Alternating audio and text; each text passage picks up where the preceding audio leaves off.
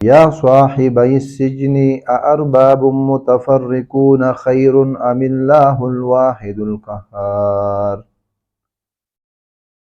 کتاب تقویۃ الایمان جو کہ شاہ اسماعیل شہید رحمہ اللہ کی تصنیف ہے، اس کے چھٹے باب کا عنوان حکم صرف اللہ تعالیٰ ہی کے لیے ہے۔ اللہ رب العالمین قرآن کریم میں سورہ یوسف علیہ السلام کے بارے میں فرماتے ہیں، جب اس کو قید کر لیا گیا اور اس قید خانے میں اس کے ساتھ دو اور لوگ بھی تھے، تو ان کو یوسف علیہ السلام کہنے لگے، یا صاحب السجن، اے میرے جیل کے ساتھیو، ارباب متفرقون، کیا الگ الگ رب ہو، الگ الگ الہ، خیر بہتر ہے، ام اللہ الواحد القہار، یا ایک اللہ جو بڑا ہی زبردست ہے، یعنی ایک اللہ ہی بڑا کافی ہے ہمارے لیے اور وہی زبردست ہے، بجائے ان کے جو بہت زیادہ ہے اور ان کی تم عبادت کرتے ہو۔ آگے فرماتے ہیں، ما تعبدون من دونه الا اسماء سمیتموها انتم وآباؤکم، جن معبودوں کی تم عبادت کرتے ہو ان کے نام تم نے رکھے ہیں اور تمہارے باپ داداؤں نے رکھے ہیں۔ ما انزل اللہ بہا من سلطان، اللہ نے اس پر کوئی دلیل نہیں اتاری۔ جس طرح کہ آج کے زمانے میں مختلف جگہوں پر وہ قبے بنے ہیں، قبرستان پر عمارتیں بنی ہیں، اور ان کو کسی کو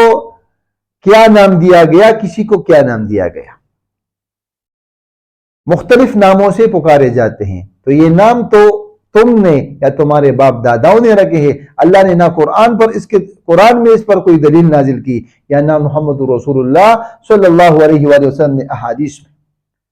تو یوسف علیہ السلام ان کو دعوت دے رہے ہیں کہ ایک ہی اللہ کی عبادت کرو، اور جن معبودوں کی تم عبادت کرتے ہو یہ تم نے نام رکھے ہیں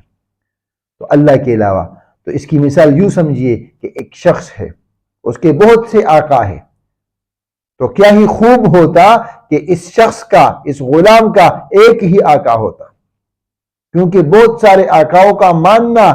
یا ان کی طرف پہنچنا یا ان کی بات کو قبول کرنا یہ بہت ہی مشکل ہے۔ تو یہ نام لوگوں نے خود رکھے ہیں، اللہ نے اس پر کوئی دلیل نہیں نازل کی۔ جس طرح سندھ میں کوئی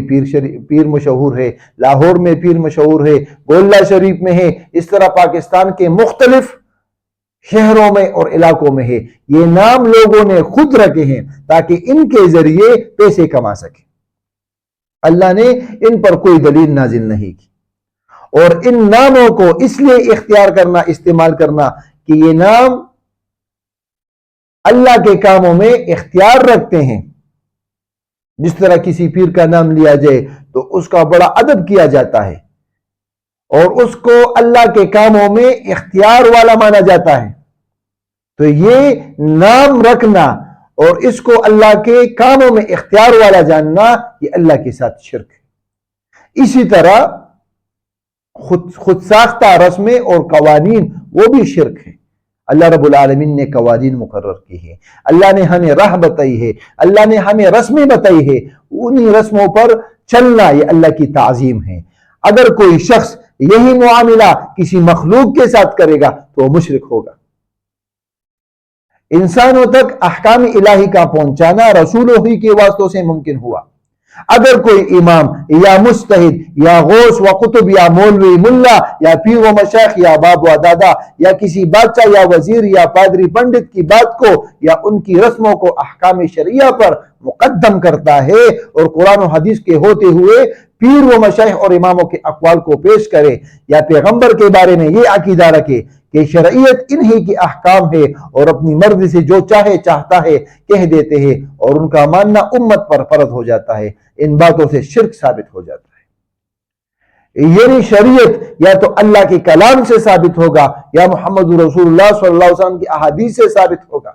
اور اس کا مجموعہ ایک وہی ہے، یعنی جبریل امین کے واسطے یہ باتیں آئی ہوں گی۔ تو جو شخص اپنے پیر کا، امام کا، مجتہد کا، غوث کا، قطب کا، شہید کا جو بھی ہو، اس کی بات کو قرآن و حدیث پر مقدم کرے اور انہی رسموں پر چلے، انہی راہ پہ چلے، تو یہ شخص ان رسموں پر چلنے کی وجہ سے، ان راہ پر چلنے کی وجہ سے شرک میں مبتلا ہو جاتا ہے۔ عقیدہ یہ ہونا چاہیے کہ حقیقی حاکم اللہ تعالیٰ ہی ہے، اور نبی محض لوگوں کو اللہ تعالیٰ کے احکام بتانے والا ہوتا ہے، اور قرآن و حدیث کے موافق بات کو مان لیا جائے، اور جو بات قرآن و حدیث کے خلاف ہو اسے چھوڑ دیا جائے۔ تو حقیقی حکم اللہ کا ہی ہے،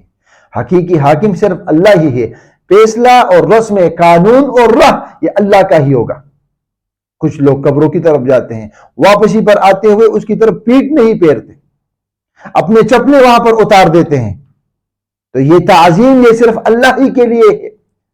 اور اسی طرح ان کے ناموں سے وہ ڈرتے ہیں۔ اسی طرح لوگوں کو تعظیماً سامنے کھڑا رکھنا یہ بھی ممنوع ہے، شریعت نے اس کو حرام قرار دیا ہے۔ جامع ترمذی کی روایت ہے، ابواب الادب میں معاویہ رضی اللہ تعالیٰ عنہ حدیث کے راوی ہے، اللہ کے رسول علیہ الصلوۃ والسلام نے فرمایا، من سرہ ان یتمثل لہ الرجال قیاما فلیتبوأ مقعدہ من النار۔ جس شخص کو اس بات سے خوشی محسوس ہو کہ لوگ اس کے سامنے تصویروں کی مانند کھڑے ہوں، تو یہ شخص اپنے لیے جہنم میں ٹھکانہ بنائے۔ یعنی جس شخص کی یہ خواہش ہو کہ لوگ اس کے سامنے باادب ہاتھ باندھے کھڑے ہوں، نہ ہلے جلے، نہ ادھر ادھر دیکھے اور نہ بولے چالے، بلکہ بت بنے کھڑے رہے، وہ دوزخی ہے، کیونکہ وہ الوہیت کا دعوے دار ہے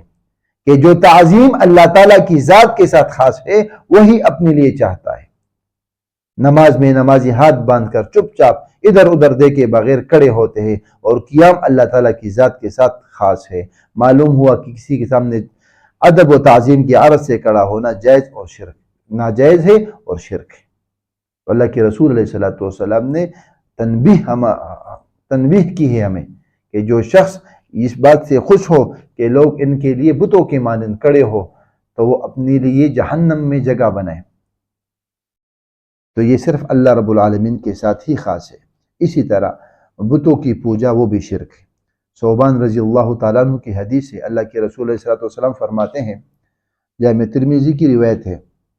لا تقوم الساعة حتى تلحق قبائل من امتی بالمشرکین۔ قیامت اس وقت تک نہیں آئے گی جب تک میری امت کے قبیلے مشرکوں میں جانا ملے، وحتى يعبدوا الاوثان، اور یہاں تک کہ وہ بتوں کی عبادت نہ کرے۔ کہ اللہ کے رسول علیہ الصلوۃ والسلام نے یہ قیامت کی نشانیوں میں سے بتایا۔ آج اگر ہم اپنے معاشرے کی طرف دیکھیں تو بتوں کی عبادت،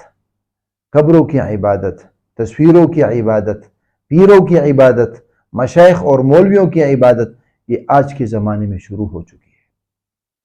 ہر کوئی اپنے پیر کی عبادت کر رہا ہے، ہر کوئی اپنی مشائخ کی عبادت کر رہا ہے، ہر کوئی اپنے امام کی عبادت کر رہا ہے، اس کو وہ الہ کے درجے پر وہ ٹھہرا رہا ہے۔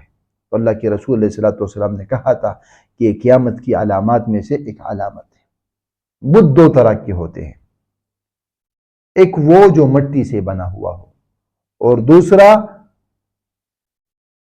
کسی اور چیز کو، یعنی تصویر کو یا کسی شخص کو یا کسی جگہ کو اللہ رب العالمین کے ہاں یا اللہ کے برابر ٹھہرایا جائے، تو یہ دونوں اللہ رب العالمین کے ساتھ شرک ہے۔ یعنی قبر پر چلہ، لحد، چھڑی، تعزیہ، علم، اس طرح لوگوں میں مشہور ہے علم امام قاسم کی، شیخ عبد القادر جیلانی کی مہندی، امام کا چبوترا، استاد اور مشائخ کی بیٹھنے کی جگہ، یہ سب وثن میں داخل ہے۔ اسی طرح شہید کے نام کا تاک، نشان اور توپ جس پر بکرا چڑھایا جاتا ہو، اور اسی طرح بعض مکانات بیماریوں کے نام سے مشہور ہے، مثلا مسانی، بوانی، کالی، کالکا اور براہی وغیرہ کی طرح ممکن ہے۔ کسی شخص کے دل میں سوال پیدا ہو کہ شاہ شہید نے ہندوؤں کے رسموں کا ذکر کیوں کیا؟ جواب یہ ہے کہ رسمیں ہندوؤں کی پیروی میں جا بجا مسلمانوں بھی اختیار کر لی تھی۔ آج بھی یہ رسمیں مسلمانوں میں عام ہے، جیسا کہ آگے چل کر خود تحریر فرمایا ہے۔ بعض مقامات منسوب ہے، یہ سب وثن ہے۔ صنم اور وثن دونوں کی پرستش اور سے شرک ثابت ہوتا ہے۔ اللہ کے رسول علیہ الصلوۃ والسلام نے خبر دی تھی کہ قیامت کے قریب مسلمانوں کا شرک اسی قسم کا ہوگا، برخلاف دوسرے مشرکوں کے، جیسے ہندو یا عرب کے مشرک کہ اکثر مورتیوں کی عبادت وہ کیا کرتے تھے۔ تو اللہ کے رسول علیہ السلام نے یہ کہا تھا کہ قیامت کے قریب لوگ اوثان کی عبادت کریں گے، لوگوں کی عبادت کریں گے، بتوں کی عبادت کریں گے، تصویروں کی عبادت کریں گے، اور اسی طرح جو جگہ پیروں کی طرف، استادوں کی طرف، علماء کی طرف مشہور ہو، انہیں منسوب ہو، انہی کی عبادت کریں گے۔ آج یہ ہم نے اپنے آنکھوں سے دیکھ لیا، اسی وجہ سے ذبح بھی غیر اللہ کا باعث بنتا ہے، ذبح غیر اللہ وہ لعنت کا باعث بنتا ہے، اور یہ بھی شرک ہے۔ ابو الطفیل وہ کہتے ہیں ان علی رضی اللہ تعالی عنہ اخرج صحیفتا، علی رضی اللہ تعالیٰ عنہ نے ایک مرتبہ صحیفہ نکالا، کچھ کاغذات نکالے، فیہا اس میں تھا لعن اللہ من ذبح لغیر اللہ، اس شخص پر اللہ کی لعنت ہو جس نے غیر اللہ کے لیے ذبح کیا، یعنی حلال جانور کو ذبح کرتے ہوئے غیر اللہ کا نام لیا جائے، یہ میں عبد القادر جیلانی کے نام پر ذبح کر رہا ہوں، یہ میں کسی پیر کے نام پر، کسی شیخ کے نام پر، یہ سارے یہ لعنت کے باعث بنتے ہیں۔ صحیح مسلم میں یہ روایت موجود ہے، یعنی جو شخص اللہ تعالیٰ کے علاوہ کسی مخلوق کے نام کا جانور ذبح کرے وہ ملعون ہے۔ علی رضی اللہ تعالیٰ نے ایک رجسٹر، ایک کاپی اللہ کے رسول علیہ السلام سے لکھی تھی، ان میں اللہ کے رسول علیہ السلام کی فرامین مبارکہ تھی، ارشادات مبارکہ تھی، تو ان احادیث میں ایک حدیث یہ بھی تھی کہ جو شخص کسی غیر اللہ کے نام کا جانور ذبح کرے وہ شخص ملعون ہے، اس پر اللہ کی لعنت ہے۔ تو غیر اللہ کے نام پر جانور ذبح کرنا شرک ہے، وہ جانور بھی حرام ہو جاتا ہے، اور یہ شخص مشرک ہو جاتا ہے، شرک میں مبتلا ہو جاتا ہے۔ اسی طرح وہ جانور بھی حرام ہوتا ہے جو غیر اللہ کے لیے نامزد کیا جائے، خواہ اس پر ذبح کے وقت اللہ تعالیٰ کا نام لیا گیا۔ ایک تو یہ ہے کہ ایک شخص ذبح کرتے ہوئے غیر اللہ کا نام لے، وہ بھی حرام ہے، اور ایک یہ ہے کہ کسی شیخ کی طرف یا امام کی طرف یا قطب اور غوث کی طرف کسی جانور کو منسوب کرے لیکن اس کو ذبح کرتے ہوئے اللہ کا نام لے، تب بھی یہ حرام ہے، کیونکہ منسوب نسبت کرنا بھی صرف ایک اللہ کے ساتھ خاص ہے، اور ذبح کے وقت صرف اللہ کا نام لینا یہ صرف اللہ کے لیے خاص ہے۔ تو ان چیزوں سے ہمیں بچنا چاہیے۔ اگر ہم کوئی چیز ذبح کرے تو اس پر اللہ کا نام ہو، کسی غیر اللہ کا نام نہ ہو، اگر کسی چیز کو منسوب کرے تو بھی اللہ کی طرف منسوب کرے، اگر ہم عبادت کرے تو صرف ایک اللہ کی عبادت کرے، اور اسی طرح رسم و رواج، راہ اور قانون وہ صرف اللہ رب العالمین کا مانے، اسی پر چلے، اور حاکم ایک اللہ ہی کو مانے، تو یہی توحید ہے، اور اس توحید پر اللہ کے رسول علیہ السلام نے ہمیں چلنے کی وہ توعید فرمائی ہے کہ اللہ کے رسول علیہ السلام، اللہ بھی یہی چاہتا ہے، اللہ کے رسول علیہ السلام بھی یہی چاہتے ہیں، قرآن میں بھی یہی ہے، اور احادیث نبویہ میں بھی یہی ہے کہ اللہ کے رسول علیہ السلام نے فرمایا کہ ایک اللہ کی عبادت کرو، اسی کو حاکم سمجھو، اسی کی نام کا ذبح کرو، اسی کی رسموں پر چلو، اسی کی قانون کو مانو۔ تو اللہ رب العالمین سے دعا ہے کہ وہ ہمیں توحید پر موت دے، اور شرک اور اس کے تمام اسباب سے ہمیں بچائے رکھے، آمین۔